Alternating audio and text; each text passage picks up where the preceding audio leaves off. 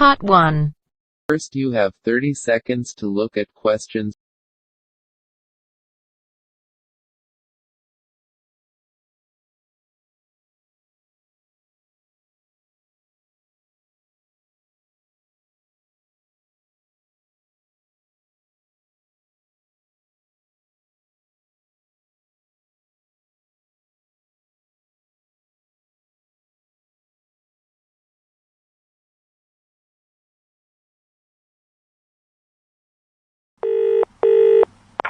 Hello, the Museum of London Life. How can I help? Oh, hi. I was wondering if you could send me some information. I've been looking on your website and can't seem to find what I need to know. Certainly, sir. Can I take your name, first of all? Yes, it's James Graham. Okay. So that's Graham, correct? No, it's Graeme. Okay, great. Got there in the end. So, how can I help? Well, it says that I can print off some vouchers for reduced entry, but I haven't got a printer. Could you send me some through the post? Sure. What's your address? 16 Mount Hill Road. That's Mount Hill Road, London, E15 2TP. Okay. Can I take a contact number for you for our records? Yes, it's 770364. Sorry, I mean 770464. Okay, great. I'll get some vouchers sent out to you. Thanks. Before you hear the rest of the talk, you have some time to look at questions.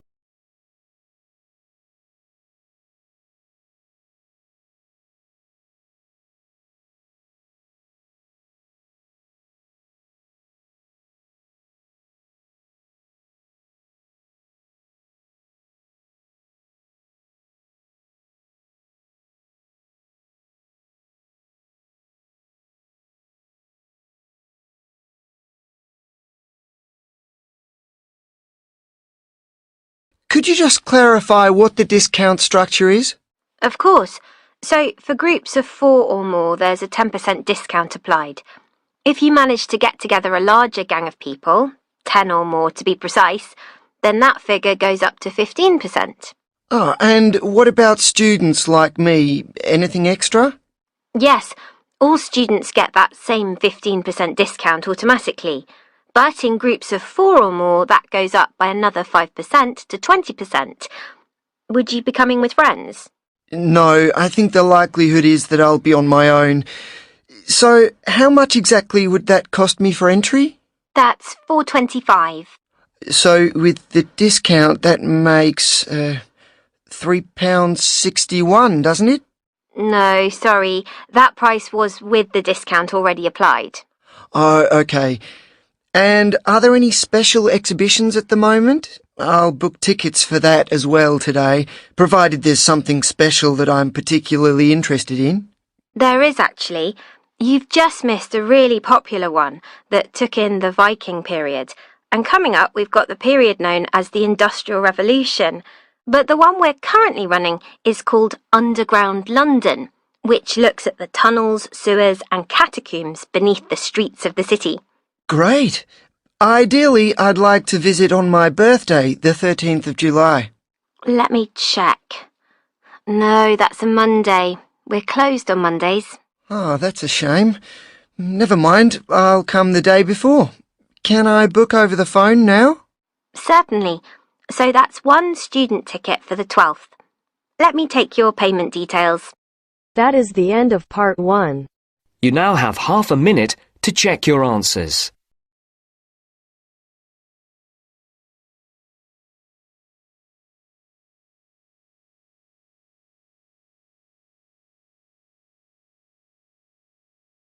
Now turns to part 2.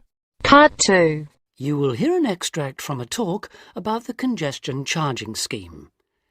First, you have some time to look at questions 11 to 15.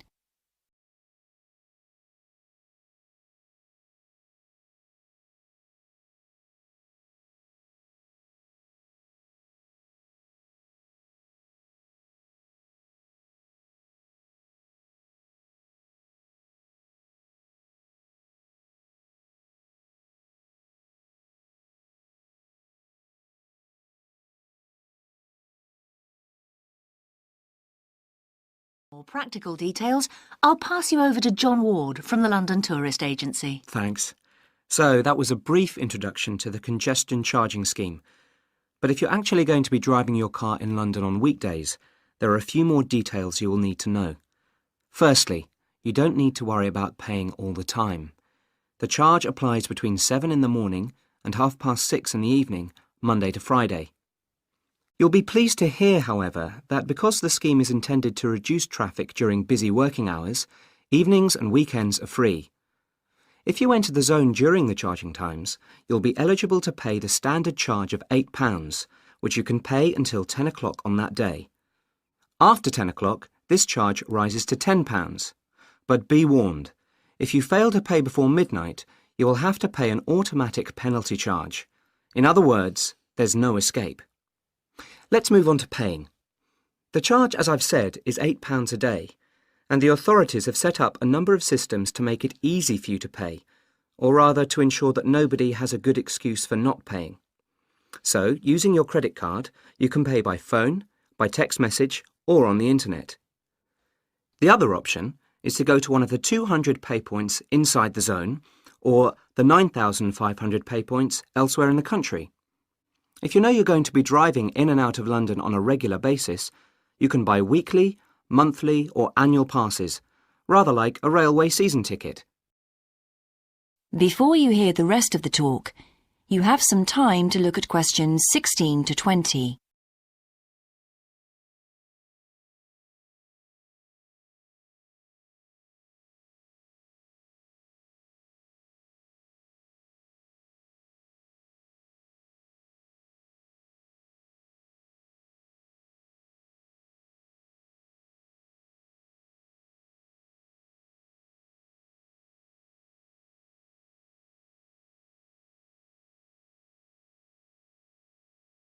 OK, on to the area itself. The congestion charging zone is everywhere inside London's inner ring road. For those of you not familiar with London's road system, this includes the City of London, that's the main financial district, and the West End, the commercial and entertainment centre. If you're still not sure, there are very clear signs on all roads which indicate when you are entering the area. These are round and have a white letter C on a red background. The scheme is policed by cameras which photograph all cars entering the area and send them to a computer which can recognise all British and European car registration plates. If you pay the £8 charge, you'll find London a little easier to drive round than it was before the charge was introduced. But if it's all too much trouble and you decide to leave your car at home, then you are left with public transport. That's trains, buses, taxis or the underground. Some of the money from the congestion charging scheme is being used to upgrade public transport, so you should see improvements there. And because of reductions in the number of private vehicles on London's roads brought about by congestion charging, buses and taxis are providing a quicker, more efficient service than they did in the past. OK, I've covered the main details that you need to know. That is the end of part 2. You now have half a minute to check your answers.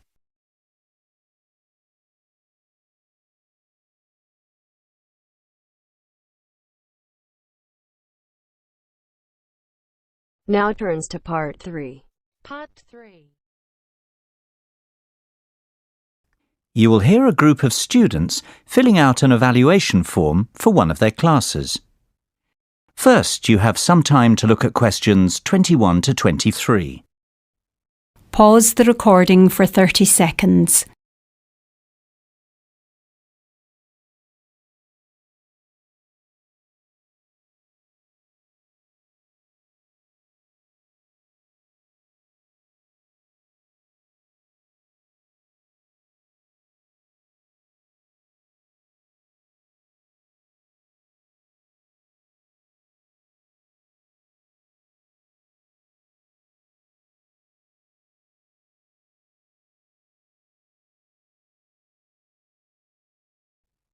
Now listen carefully and answer questions 21 to 23.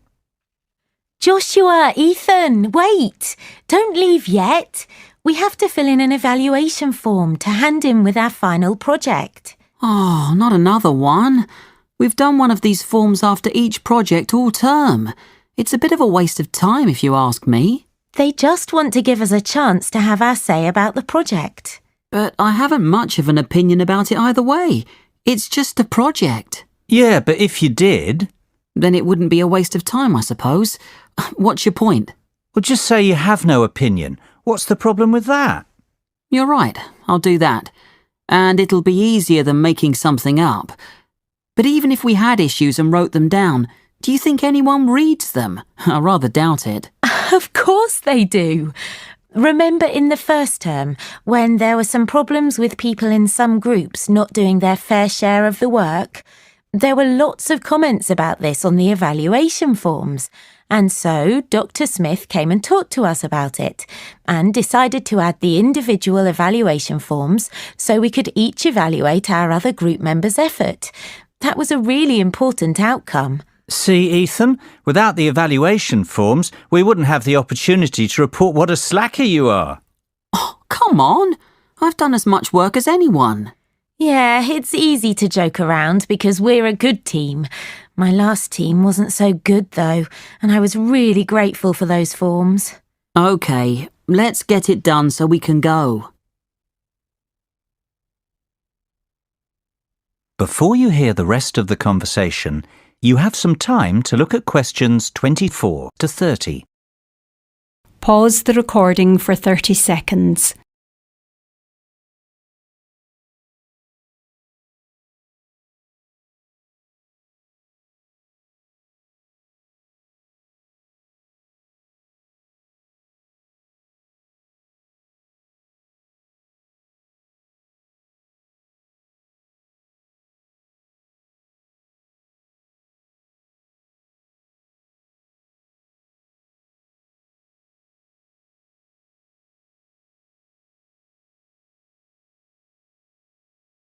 Now listen and answer questions 24 to 30. OK, first we have to rate the project from 1 to 5 and comment on any good or bad points. We do this part together. Yeah. What do you think? 4? Yeah, why not? Why 4 and not 5? I don't really think there was much wrong with it. It was a good project. The tasks were well thought out. Not like the last one, where one of the tasks was impossible because there was no research on the subject. I agree with you, Josh. There weren't technically any problems with the project. It's just that I like projects to have a sort of practical point. You know, we should see some sort of reason for doing it, other than the grade, of course. If it had some sort of real-world application, it would have been perfect. What do you think, Ethan? I don't know. Why don't we give it a 4.5? That's a good idea. Can we do that? I don't see why not, and I agree. 4.5. So, what about good points? Josh said it's well thought out. Anything else? I liked having a choice between 2 topics. I mean, some topics just don't interest some people. Yes, you're right. Unfortunately, I thought they were both boring. Oh, I'm sounding a bit negative, aren't I? I can't think of any specific good points. Oh, that's all right. Let's move on to the bad points. You're eager to go, aren't you? Yeah, I'm going camping tomorrow and I have to pack. But back to the topic. I haven't got an opinion about bad points. Lily's already said her share.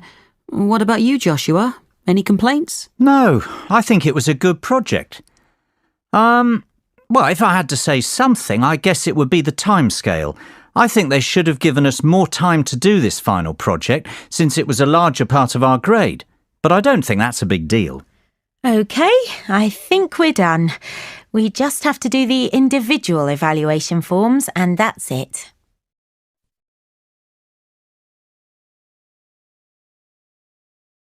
That is the end of part 3.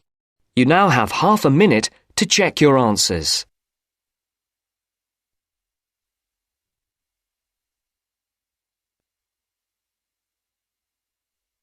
Now turns to part 4. Part 4.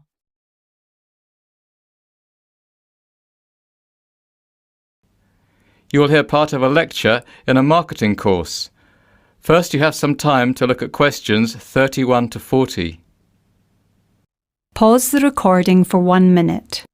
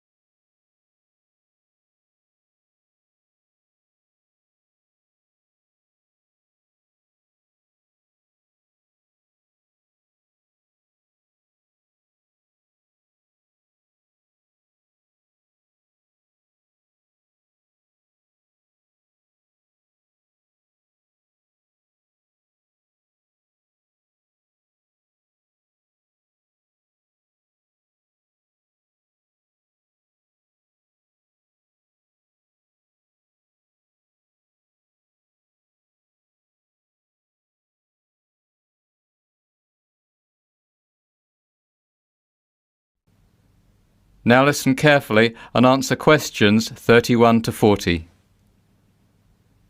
Today we're going to look at marketing over the lifetime of a product and how the different phases in the product life cycle impact on the kinds of marketing decisions we make and influence the marketing strategies we employ. Of course, the first stage in the product life cycle is known as the market introduction stage. At this point, costs are very high indeed, and since the product is fresh to the market, sales volumes can be low to start as the product has yet to take off. What the marketing department must do, therefore, is get as much publicity as possible for the product and begin to develop brand awareness and loyalty. Think of the process as little steps. The first step is to get the brand noticed by your target market. This will require aggressive advertising using mediums which are likely to expose the product to and, just as importantly, appeal to the target customer. The next step would be to encourage the target market to try the product. Promotions, free trials and other special offers all play a role in enticing new customers over to your brand. Don't expect to make money during the market introduction stage. The focus should be solely on creating brand awareness. Then we move into the growth phase. Now here, costs will reduce dramatically as sales rise and economies of scale in production begin to kick in. Public awareness of the product has increased, and the focus of the marketing campaign will now switch more from creating awareness to generating customer loyalty and brand recognition. The first step for the marketing gurus is to find a way to reward return customers for their loyalty. In other words, provide them with an incentive to continue coming back. During the growth phase, several new competitors are likely to emerge as tangible threats to the business. The next step for the marketing team, then, is to differentiate their brand from the alternatives on the market. Unless customers see your product as distinct from the competitors, they really have no reason to remain loyal to it. Therefore, this brand differentiation that I have just spoken of is vital. So, you've grown your business. Now it's time to sit back and reap the rewards. We're into the maturity stage. During this period, sales will peak as the saturation point is reached. Competition will be intense, however. The work you have done on developing brand loyalty and differentiating your product from that of competitors will really pay off now. The marketing department must continue to differentiate the brand from competitors and, if possible, diversify the product features. That is, find new applications for the product in order to open up potential new markets and prolong the maturity stage. The final stage in the product life cycle is saturation and decline. Some would argue that reaching this stage is a natural progression for every product. However, there is a growing belief that, should the marketing department do its job properly, the product should stabilise and never really fall into decline. We'll examine this debate a little more closely next time. That is the end of part 4. You now have half a minute